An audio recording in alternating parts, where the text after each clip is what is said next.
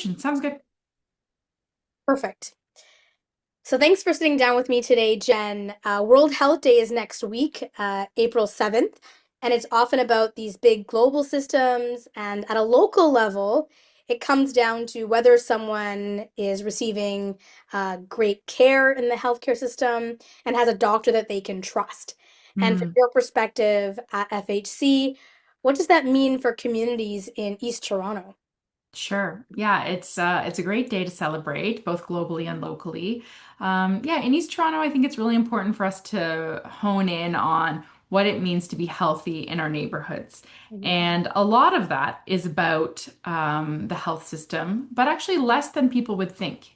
Yeah, I know we're focused right now in the government and in the province of Ontario about making sure that everyone has connection to primary care, and that's super important. But I would say if we're starting at World Health Day and we're starting at that bigger vision, it would be about how we create healthier neighborhoods, right? And so we'd think about how we can create walkable neighborhoods, how we can create transit-friendly neighborhoods, how our local grocery stores carry culturally specific and healthy foods, and how we have the time and the capacity to make those foods, having good jobs and stable housing, and our kids in high performing schools. So I mean, I think there's a lot to unpack about healthy neighborhoods. Yes. And I'd want us to just make sure to keep in mind that in fact all of us, outside of healthcare included, have a role to play in creating healthy neighborhoods. And so, as Torontonians, I think it should be something that we're really motivated to do. You know, we're a city of neighborhoods. So no matter where you live, to just take a moment on World Health Day and think about how you can contribute to the health of your neighborhood, whether that be, making sure that you're walking to school with your kids, or pausing to make a homemade meal with a friend, all the way up to, volunteering and creating healthier systems. But my first point would be that health is more than healthcare. Absolutely. It sounds like it's also like mind, body, soul, what you put in your body, Totally. Yeah. what you do with your body, how you use your body. That's very, very Yeah. important Yeah. to Yeah. remember. Yeah, Absolutely. but to get to your question about, what it means for primary care in East Toronto right now, I think that is the important government priority and health system priority of the day. So we know in Ontario, over 2 million Ontarians do not have regular access to a family physician or a nurse practitioner. In health systems talk, we call that a primary care team. So most of us in our day-to-day world don't think about if we're connected to a team or not. Most of us would just, know the name of our doctor or nurse practitioner. But in fact, the evidence shows that being connected to a broader team drives better health outcomes and better patient satisfaction. So in East Toronto right now, we have a goal to make sure 100% of East Torontonians are connected to a team by 2029. And so what we're doing is we're kind of creating a network of primary care. So there's at least 30 organizations in East Toronto that would be part of the primary care system, and we're all working together for the first time. We've created a central intake process so all of us can make sure that we're taking clients who maybe live closest to us, maybe speak the language that our teams speak, and do a bit of a matchmaking process. So everyone in East Toronto that doesn't have a family doctor or nurse practitioner can sign up through a QR code, either just themselves or we have folks out in the community doing outreach. And then they can recommend or they can request what they would prefer, whether it be a language specific match, whether it be a neighborhood specific match. And what we as a group of 30 partners do on the back end is do that matchmaking. So we would say if someone lives in Flemingdon Park, perhaps they speak Slovak as one of their languages, and that's the language they prefer to receive care in. As we would be looking through that intake form, they would likely be matched to Flemingdon Health Centre as we reside in Flemingdon Park and we have the ability to care for someone in the Slovak language. So that would be an example of how we would do some matching. And the exciting thing is that we're doing it as a system as opposed to 30 individual practices. That's amazing. Yeah. And I think this idea of matching patients with providers is definitely powerful and with holistic care. So you spoke a little bit about that, but getting a bit deeper, what does Sure. a good match actually look like in practice, and Yeah. what makes it different than how people would traditionally find a doctor, a family doctor, Yeah.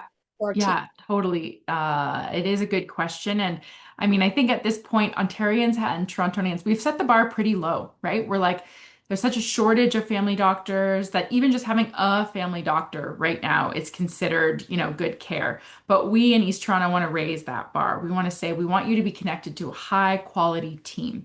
And so attachment or connection in our model means that you have a whole group of people that knows you, that knows your health history, that knows the social care side of you, and that can provide care to you 365 days a year, is on call, so 24/7, gives you the opportunity to be seen by a variety of team members to meet your healthcare needs, and that we're really coming at it in a holistic way. So again, just to give an example, if there's maybe a new family coming into Thorncliffe Park, perhaps they're, a mom and a dad and three young kids. Perhaps they're coming from Afghanistan and are going through the refugee process. We would match them to Health Access Thorncliffe Park, where they would be able to meet a holistic intake and navigation counselor. And this person is really their day-to-day person. This person could help them answer all kinds of questions, not just health questions. It could include matching their kids to tutoring in the neighborhood. It could include dental care, and things that wouldn't traditionally be matched in a regular quote unquote family doctor's office. And then, of course, they would also be matched to a nurse practitioner or a family physician who would be responsible for their care. But when that person would go on vacation or need to take a leave, the rest of the team, including the rest of the family physicians and nurse practitioners, would jump in. And we keep one record for every client. So there's a continuity of care, and folks can be confident that if they need care at any time, that they're going to get high quality care. Continuity of care is definitely high on my priority because, Sure. when you're going to different practitioners, you have to keep re-explaining yourself.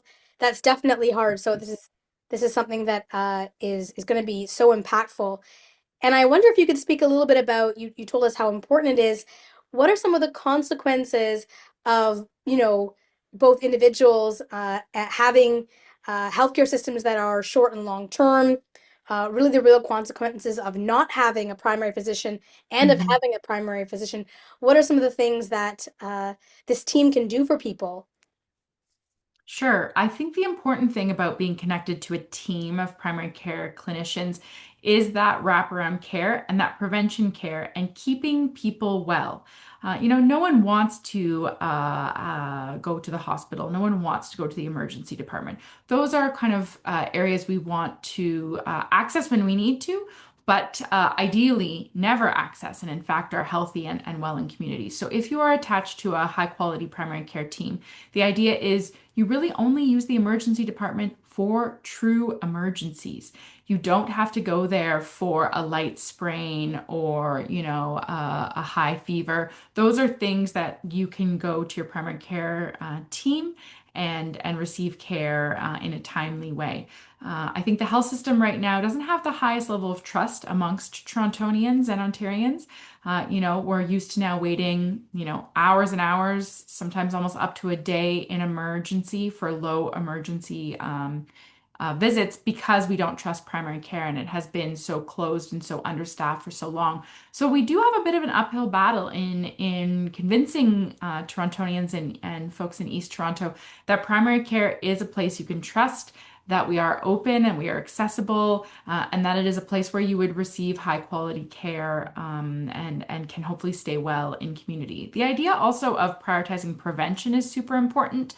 So we know during the pandemic and since the pandemic, there's been so many reasons why some of us have a hard time taking care of ourselves, right? We're busy, working multiple jobs. There's a hard time making ends meet. So when you're connected to a high quality primary care team, our goal is to keep you healthy in whatever small ways we can do that. Maybe that's creating access to a good food box. some healthy vegetables. Maybe that's helping with a walking program. Maybe that's a virtual mental wellness group with our social work team. We're really trying to be as easily accessible as possible so that community members can take advantage of the variety of services and stay well in community. Sounds like a lot of the part of the work you do is also education and socializing, why it's important to have a primary physician and a primary care team, right? So that folks are looking at preventative care rather than chronic care, right? And Yeah. or like you said, going to the ER for something that could be dealt with their team. So that's really interesting. What are some barriers that may prevent people, especially newcomers or vulnerable populations, from finding and keeping either a primary care provider or a holistic team approach that you mentioned? Yeah, there's a number of barriers in the health system that we're all working very collectively to try and reduce. I think the first is language, right? Especially if you think about newcomer communities in East Toronto. We're so lucky to live in a community that has so many different languages spoken, so many different cultures celebrated, so much rich food to consume and to enjoy. So at Flemingdon Health Centre, we provide care in over 30 languages, and we're really proud of the inclusive spaces that we create. So I think the first is often newcomers having a hard time accessing care because of a lack of language. The second thing would be things around system navigation and not really understanding the healthcare system. So it's true in a lot of parts of the world, primary care is not the foundation of the health system. Folks that are maybe coming from countries where it's more of a specialist driven care, where you as an individual might have a cardiologist, you might have a respirologist, you might have a psychiatrist, and you're really coordinating your own specialist driven care. And if folks are used to that model, that would be seen as a sort of the benchmark that they're looking to achieve. But in Ontario and in Toronto, you would really be looking for a primary care clinician to kind of quarterback or champion all of those specialists and coordinate them together. So, a good model would also be about folks being aware that a lot of things don't need a specialist, right? It would be only very complex things, and even then, it's in collaboration with primary care. We would also want to make sure that everyone is aware that OHIP itself is not necessarily a barrier to receiving primary care. A lot of folks are in progress of getting OHIP, whether that be because they have some coverage through their refugee process or in other ways. Maybe they have coverage through a workplace as a new worker under a work permit. And so those are types of things that often folks are confused about how they would access care. And so we'd encourage you to come visit Flemingdon Health Centre or any community health centre across Ontario to be able to receive care even without an OHIP card. That's a really important thing that folks need to know, right? Because that's often a barrier, a fear, a shame, all of it, and being exposed is very hard. And I can see how that can contribute to, chronic care conditions being exposed later on. Now, you mentioned some of these resources like tutoring. Are they beyond medical care? This Mm, program that you mentioned also connects folks with social support such as housing mhm, or mhm. food. Why is that integration so critical? Can you go a little bit deeper into that? Sure. I think again, we're sometimes starting at the wrong end when we're solving healthcare problems, right? If you open a newspaper or turn on your TV or open your phone, you're hearing about overcrowded emergency departments and hospital budgets. But frankly, most of us would be better served with upstream resources and more investments in things like the programs that you just referred to. So if you think about what drives poor health, it is usually folks who have difficulty in gaining meaningful employment. So they have challenges making ends meet around finances. It's often precarious housing, so things can really de-escalate quickly without secure housing. We actually just had a client story of a family who has a young person in their family who needs a wheelchair and really cannot be independent whatsoever without this wheelchair. And So, you think about some of the instrumental barriers for people. If you do not have the disposable income to purchase a wheelchair for your family member, then that means that someone has to stay with them, that someone has to, help them to be able to get around the world as opposed to someone being more independent. So there's so many parts of being healthy and well that are outside of the health system. And we think that if you bring a community-driven integrated care model together, basically everything in the community that keeps you well under one roof and under one sort of system, then people will really stay healthy and stay well, and our system will improve because, frankly, the costs that we're needing to put in when people are so unwell are far more expensive than if we were to able to keep people well and stay well in community. I'm glad you brought that up because there's this powerful idea that 1 year of community care can cost less than a single ER visit. Can you Hmm. tell us a little Hmm. bit about that and the cost savings of having a primary Yeah. team? Yeah, I think it is sort of a shocking thing for folks when you break down what it costs to provide care in Canada. There is a huge reliance on the emergency department for care that is best managed elsewhere, right? And so it's up to us in primary care and community care to make sure that folks understand that we are open and available. Flemingdon Health Centre is open in person 6 days a week. As I mentioned, we have 24/7 on call to really be able to support people receiving care in a timely way. But yeah, the cost in primary care is low. It is a very cost-effective way to provide service. And it also has a real trickle effect. So I was just reading a research study that talked about the low trust in the healthcare system. And if people are connected to primary care, the trust in the whole system increases significantly. I saw one stat that said if you were well connected to primary care, you had a 70% trust in the health system, versus if you were unconnected to primary care, it was about 30% that you had trust in the health system. So we also think about behaviors and ways in which we can support people.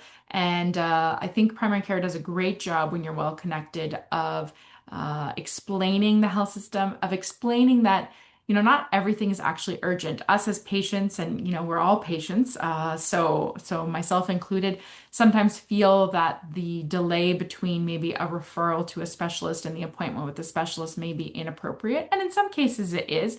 But often we're talking about chronic conditions that a 2 week time frame or a 1 month time frame is not going to have such a dire impact. So it's a balance. It's a balance of how we're going to be able to shift the system and shift people's perspectives on how they receive care and what looks like a timely and high quality visit. Absolutely. And I think that trust part is definitely how I feel. I think I'm one of those statistics. I totally trust my primary care team, and that leads to trust in the system. Absolutely. And I think that's how we move forward. Now, this matching program is supported by the provincial investment. Mhm. Plus, how much funding is important for sustaining this work long term in matching folks with primary care teams. Yes, we're very, very lucky right now in Ontario to have the Primary Care Action Program headed by Dr. Jane Philpott with this vision of everyone in Ontario receiving high quality primary care by 2029. So that's something we're benefiting from in Ontario. So if you don't have a primary care physician, no matter if you live in East Toronto or elsewhere, now is the time. Definitely keep an eye out locally for your opportunity. Um, it is a sort of a chicken and egg though in terms of healthcare, right? Because you're trying to use a finite amount of resources to kind of shift upstream into community to keep people well. But we do have, some sick folks in the population. There are some stats that show that 5% of the population takes 30% of the healthcare resources. So we want to make sure that we prevent people from becoming those 5%, right? Doesn't mean that we don't want to provide high quality specialist and hospital care to those who need it. But we really do want to make a sustainable impact in community. And so, yeah, I think the other piece is just to encourage people to stay and work in primary care. Right now, I would say there is also some challenges in keeping clinicians in the primary care workforce compared to maybe some of the other areas of medicine that perhaps have a different sort of expectation. And so again, that's why we're really focused on creating teams so clinicians can have good work-life balance so that it's a whole group of people that's keeping people well, and the individual stress on any individual person is mitigated by that team. Tell me a little bit more about that team makeup. I think you mentioned like a social worker once. What could I Mhm. envision if I had a primary care team? Yeah, yeah. So I think a really important core components will be someone who helps you with your navigation. So someone you could call when you want to understand a little bit more. Maybe you want to make a change in a healthy eating, or maybe you want to increase your exercise. That would be, in our opinion, a really important component. So that could be a navigator, that could be a caseworker. So that's someone that, very easily you can connect with over the phone or in person.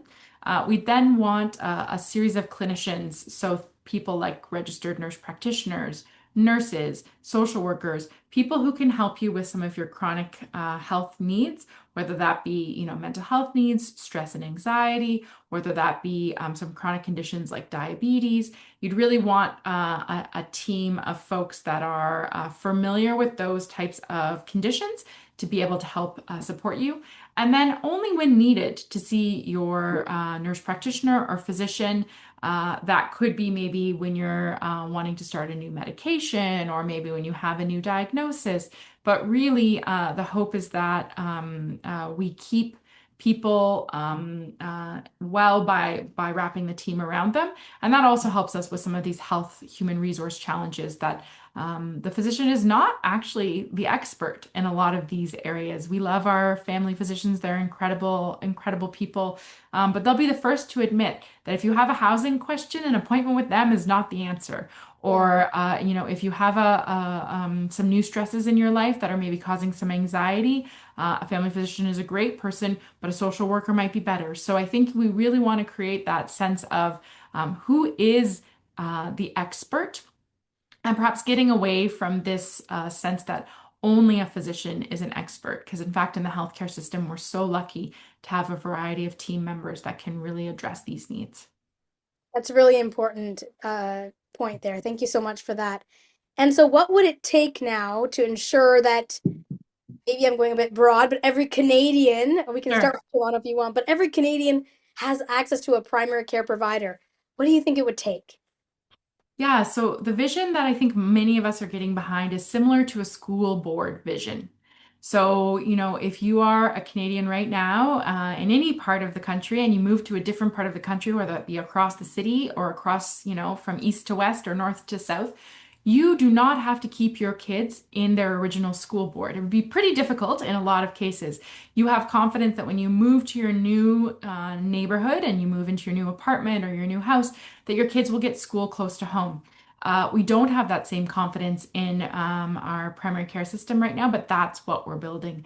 There are a number of jurisdictions where that is automatic, places like the Netherlands, and parts of other parts of the world, where you move to a new neighborhood, and in the mail right away it says welcome, and your local primary care clinic is here, and you are automatically enrolled, and will transfer all of your records over, and that kind of interconnection and way in which it's seamless and maybe less of a burden on any individual family or person, I think would be the perfect solution to maybe World Health Day 2029. I love that. I love that. As someone who saw their dentist back in Vancouver, every time I was home for like 10, 12 years before I found a Sure. dentist here, I can say that that would be so helpful, and would be just a resource that just you don't have to think about. I don't have to ask everyone. It would delay kind of time in between too. So I love that. Yeah. As we And kind maybe just to plug, I would just say with that and with that future, we do maybe have to consider balancing out a little bit of patient choice with yeah, that. And so there's pros and cons, right? I would say at this point, in healthcare, in our healthcare system, it is worth the cons to have an automatic enrollment in a neighborhood health home. Yes, that maybe means you don't get to keep your beloved physician, across the city or in another jurisdiction. But I would say that as a society, if we want to think about it globally, that guarantee is worth it. So that would be what I would recommend for individuals who are considering this issue, who are talking to their elected officials, who are talking to their family and friends, that this guarantee of a neighborhood health home is worth it. Absolutely, it outweighs the cons for sure. And it also provides that trust as well, that we're all getting the same care no matter where we live, right? And Yeah. I love that piece of it. So as we kind of come to an end of our conversation today, I wonder if there is one message you would want folks listening or reading this to take away this World Health Day. And what would that message be? For those who are listening, I would really love you to consider reorienting what you see as good care in healthcare in Toronto and Ontario and Canada. That being part of a primary care team close to home is the best form of care. And while we want our emergency departments and our hospitals to also be well funded, that it's really important for us to have that high quality, good attachment to local primary care so that we can stay well in communities, so that we can only use the hospital and the emergency department in more extreme or more urgent situations, but that the trust and the experience of primary care is what we value most in the health system. Thank you so much, Jen. Thank you for your time and looking forward to the rollout and seeing how this can be across the province and across the country and looking forward to it. Thank you so much for your time. Thank you. Thanks to Curated Leadership and yourself, Sheliza. Thanks so much. Thank you.